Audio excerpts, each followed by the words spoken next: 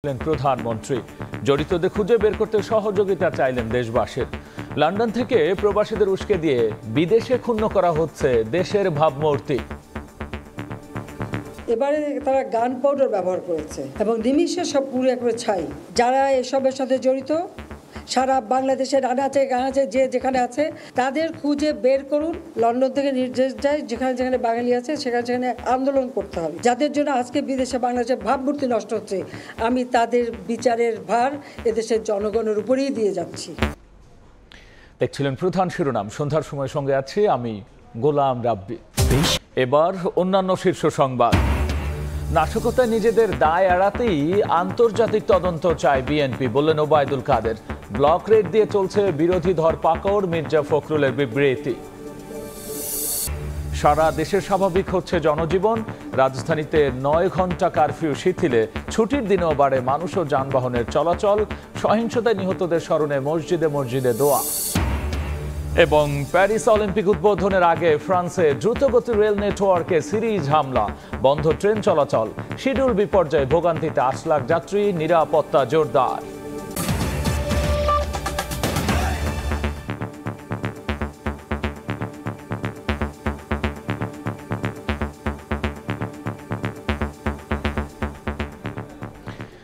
নাশকতাকারীদের ধ্বংসলীলা দেখতে এবার বিটিভি ভবন পরিদর্শন করেছেন প্রধানমন্ত্রী। এ সময় আনাচে কানাচে লুকিয়ে থাকা সহিংসতাকারীদের খুঁজে বের করতে দেশবাসীর সহযোগিতা চেয়েছেন সরকার প্রধান। বিভিন্ন স্থাপনায় তাণ্ডব লীলার চিত্র তুলে ধরে প্রধানমন্ত্রী বলেছেন, যাদের কারণে জনজীবনে আবারও দুর্ভোগ ফিরেছে, বিদেশে দেশের ভাবমূর্তি ক্ষুণ্ণ হচ্ছে, তাদের বিচার জনগণকেই করতে হবে। ভবনে যান প্রধানমন্ত্রী শেখ হাসিনা। ঘুরে দেখেন ইতিহাসের নানা অধ্যায়ের সাক্ষী সমৃদ্ধ এই প্রতিষ্ঠানটির বর্তমান ক্ষতচিহ্ন। এ সময় সরকার প্রধানকে কাছে পেয়ে ভেঙে পড়েন প্রতিষ্ঠানটির কর্মীরা। আবেগ ধরে রাখতে পারেননি বঙ্গবন্ধু কন্যাও। এতদিনের এত কষ্টের ফসল সব শেষ করে দিতে চাচ্ছে, এটি হচ্ছে সবচেয়ে বড় কষ্ট। সরকার প্রধান বলেন, কোটা আন্দোলনকে পুঁজি করে ভিন্ন রূপে ধ্বংসের খেলায় মাতে বিএনপি, জামাত, শিবির। দেশের আনাচে কানাচে লুকিয়ে থাকা নাশকতাকারীদের আইনের আওতায় আনতে জনগণের সহযোগিতা চান শেখ হাসিনা। যারা এসবের সাথে জড়িত সারা বাংলাদেশের আনাচে গানাচে যে যেখানে আছে তাদের খুঁজে বের করুন এবং তাদের শাস্তির ব্যবস্থা করার জন্য সহযোগিতা করুন। প্রধানমন্ত্রী বলেন, লন্ডন থেকে এখনো উস্কানি দেওয়া হচ্ছে প্রবাসীদের, যার ফলে ক্ষুণ্ণ হচ্ছে দেশের ভাবমূর্তি, ঝুঁকিতে পড়ছেন প্রবাসীরা। আরো দুঃখের বিষয় হলো লন্ডন থেকে নির্দেশ যায় যেখানে যেখানে বাঙালি আছে সেখানে সেখানে আন্দোলন করতে হবে। টেলিফোন করে বলছে ওখানে আন্দোলন করো। এমন এমন দেশে আমাদের সেখানে ফোন করে আমাকে জানাচ্ছে, মেসেজ দিচ্ছে। তাহলে যেটা করা মানে কি আমাদের দেশের ভাবমূর্তি শুধু নষ্ট না, যারা কোনো কাজ করে খাচ্ছে তাদের রুজি রোজগারও তো নষ্ট হয়ে যাবে। কোটা আন্দোলন নিয়ে নিজের বক্তব্য বিকৃত করা হয়েছে বলেও জানান সরকার প্রধান। আমার একটা কথা নিয়ে তারা কতদিন প্রতিবাদ করলো। কি কথা বলেছিলাম আমি? আমার কথাটাকে বিকৃত করা হয়েছিল। তাদের স্লোগানটা কি? তুমি কে আমি কে, রাজাকার রাজাকার, তোমার বাবা আমার বাবা, রাজাকার রাজাকার। তার মানে তারা নিজেদেরকেই রাজাকার হিসেবে পরিচয় দিল। আমি তো তাদের রাজাকার বলিনি। মিথ্যাচার আর অপপ্রচারে যেন দেশবাসী বিভ্রান্ত না হয় সে বিষয়েও সতর্ক করেন প্রধানমন্ত্রী।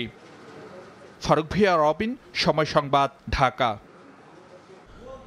সাম্প্রতিক সহিংসতায় আহতদের চিকিৎসায় যা যা প্রয়োজন সবই করবে সরকার। একই সঙ্গে তাদের কর্মসংস্থানেরও ব্যবস্থা করা হবে। বিকেলে ঢাকা মেডিকেল কলেজ হাসপাতালে সহিংসতায় আহতদের খোঁজ খবর নিয়ে এ কথা বলেছেন প্রধানমন্ত্রী শেখ হাসিনা। এই যে সন্ত্রাস, জঙ্গি এবং মানুষের হত্যা, এটা সম্পূর্ণ জঙ্গি কাজ। চিকিৎসার জন্য যা যা প্রয়োজন সরকার করে যাচ্ছে এবং করবে। চিকিৎসা শেষে তাদেরকে অন্তত তাদের আয় রুজির ব্যবস্থা যাতে হয় সেটাও আমরা করব। কাজে আমি মানুষকে মানুষ হিসেবে দেখি।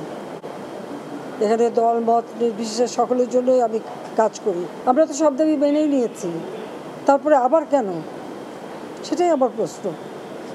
এটিকে জঙ্গিবাদকে সুযোগ করে দেওয়ার জন্য দেশবাসীকে বলে আপনারা দোয়া করেন যেন এই যে জঙ্গিবাদ আর এর হাত থেকে যেন মানুষ মুক্তি পায়, মানুষের জীবনে যেন শান্তি আসে।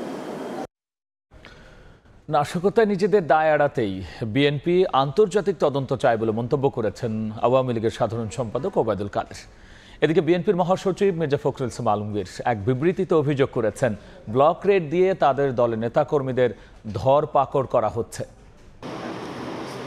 শুক্রবার ধানমন্ডিতে দলীয় সভাপতির রাজনৈতিক কার্যালয়ে সংবাদ সম্মেলনে আওয়ামী লীগ সাধারণ সম্পাদক ওবায়দুল কাদের বলেন, দায় এড়াতেই আন্তর্জাতিক তদন্তের দাবি করছে বিএনপি। বিএনপি সবসময় দেশের উপর, দেশের জনগণের উপর আস্থা না রেখে বিদেশি প্রভুদের উপর ভর করে রাজনীতি করে। এক্ষেত্রেও তাদের সন্ত্রাসী চরিত্র উন্মোচিত হওয়া, সেটা থেকে দায় মুক্তির জন্য তারা বিদেশিদের হস্তক্ষেপ দাবি করছে। এদিকে বিএনপি মহাসচিব মির্জা ফখরুল ইসলাম আলমগীর এক বিবৃতিতে অভিযোগ করেন, গুমের সংস্কৃতি চালু রেখে মানুষের মনে ভীতি সঞ্চার করেছে সরকার। রাষ্ট্রীয় বাহিনীকে ব্যবহার করে ব্লক রেড দিয়ে ৩,০০০ বিএনপি নেতাকর্মী ও শিক্ষার্থীকে গ্রেফতার করা হয়েছে বলেও দাবি তার। সহিংসতা এবং শিক্ষার্থী সাধারণ মানুষ হত্যার দায় নিয়ে সরকারকে পদত্যাগের আহ্বানও জানান মির্জা ফখরুল। এই বিবৃতিতে তিনি দ্রুত কারফিউ প্রত্যাহারেরও দাবি জানান। আহমেদ সালেহীন, সময় সংবাদ, ঢাকা।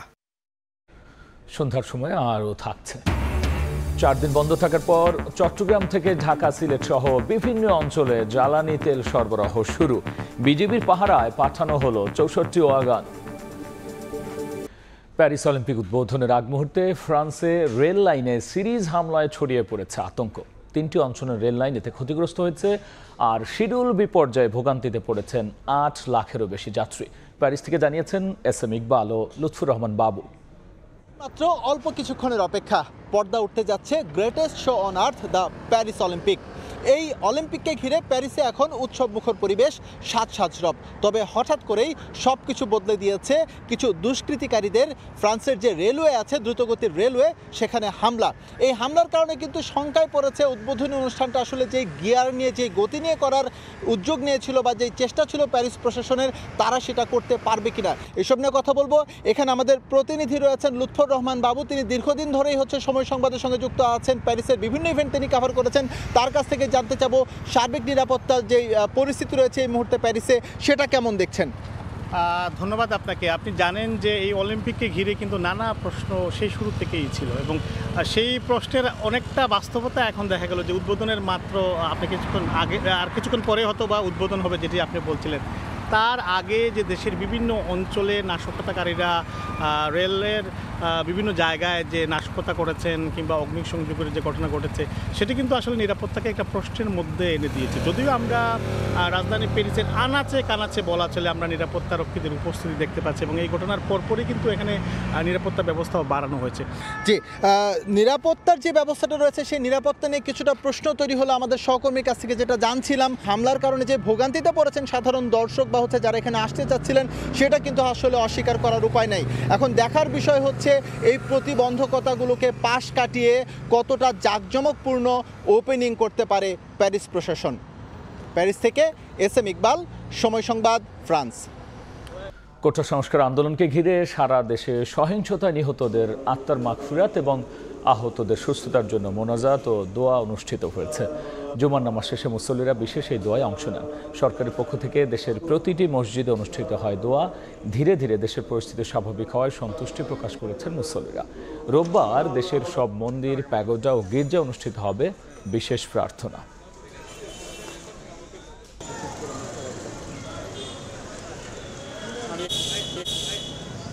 দেশের মানুষকে জিম্মি করে সরকার পতনের জন্যই বিএনপি জামাত সহিংসতা করেছে বলে মন্তব্য করেছেন আওয়ামী লীগের সভাপতি মণ্ডলীর সদস্য অ্যাডভোকেট কামরুল ইসলাম MP। বিকেলে কেরানীগঞ্জ মডেল থানা আওয়ামী লীগের ত্রাণ বিতরণ কর্মসূচিতে কথা বলেন কামরুল ইসলাম। এ সময় তিনি অভিযোগ করেছেন, কোটা সংস্কার আন্দোলনে ভর করে বিএনপি জামাত তাণ্ডব লীলা চালিয়েছে। এই অপশক্তিকে রুখে দিতে জনগণের প্রতি তিনি আহ্বান জানান।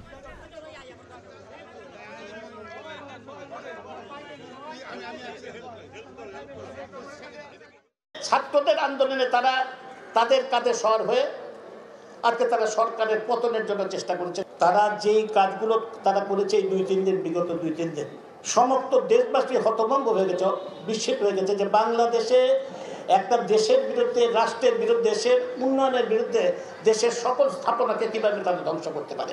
রাজনীতি থেকে, বাংলার মাটি থেকে এদেরকে বিতাড়িত করতে হবে। শক্তি থাকবে না যতক্ষণ করে এদেরকে বিতাড়িত না করতে পারবে।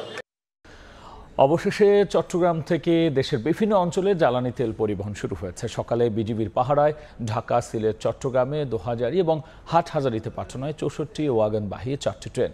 আরও জানাচ্ছেন কমল দে। কোটা আন্দোলনকে ঘিরে সংঘাত, সবশেষ কারফিউ। এর মাঝে দেশের বিভিন্ন স্থানে জ্বালানি তেল সরবরাহ কাজ শুরু করেছে বাংলাদেশ রেলওয়ে এবং নিরাপত্তায় বর্ডার গার্ড বিজিবি। সকালে চট্টগ্রাম থেকে ঢাকার উদ্দেশ্যে ছেড়ে গেছে তেলবাহী 24টি ওয়াগন নিয়ে একটি ট্রেন, যেখানে রয়েছে প্রতিটিতে 33,000 লিটার করে পেট্রোল, অকটেন, ডিজেল এবং ফার্নেস অয়েল। এরপর সিলেটের উদ্দেশ্যে ছেড়ে গেছে 16টি ওয়াগন নিয়ে আরেকটি ট্রেন। সবশেষ চট্টগ্রামের দোহাজারীতে 12টি ওয়াগন এবং চট্টগ্রামের হাটহাজারীতে গেছে আরও 12টি ওয়াগন করে ফার্নেস অয়েল। মূলত চট্টগ্রামের দোহাজারী এবং হাটহাজারীতে পাঠানো হচ্ছে বিদ্যুৎ কেন্দ্রের জন্য ফার্নেস অয়েল। রাজধানী ঢাকা এবং সিলেটে পাঠানো হয়েছে প্রয়োজনীয় জ্বালানি তেল। এই তেলগুলো যদি আমরা সময়মতো না পাঠাই তাহলে বিদ্যুৎ সমস্যার সৃষ্টি হতে পারে এবং যানবাহন চলাচলে বিঘ্ন ঘটতে পারে। অপরদিকে বিজিবির পক্ষ থেকে ব্যাপক নিরাপত্তা ব্যবস্থা নেওয়া হয়েছে এইসব তেলবাহী ওয়াগন যাতে গন্তব্যে পৌঁছাতে পারে। জনজীবন সচল রাখার জন্য তেলবাহী ওয়াগনগুলো দেশের বিভিন্ন গন্তব্যস্থলে বিজিবি কঠোর নিরাপত্তার মাধ্যমে পৌঁছে দিচ্ছে। চট্টগ্রামের তেল বিপণনকারী প্রতিষ্ঠান পদ্মা, মেঘনা, যমুনা থেকে এসব জ্বালানি তেল সরবরাহ করা হচ্ছে সারা দেশে। গত কয়েকদিন ধরে জ্বালানি তেল সরবরাহ বন্ধ থাকায় জনজীবন অনেকটা বিপর্যস্ত হয়ে পড়েছিল। কমল দে, সময় সংবাদ, চট্টগ্রাম। এই ছিল আমার কাছে থাকা সন্ধ্যার সময়। এরপর জনপদের সময় নিয়ে যুক্ত হবেন সহকর্মী রাইসা জান্নাত। ধন্যবাদ রাফি। জনপদের সময় নিয়ে ফিরছি কিছুক্ষণ পরে, সঙ্গেই থাকুন সময়ে।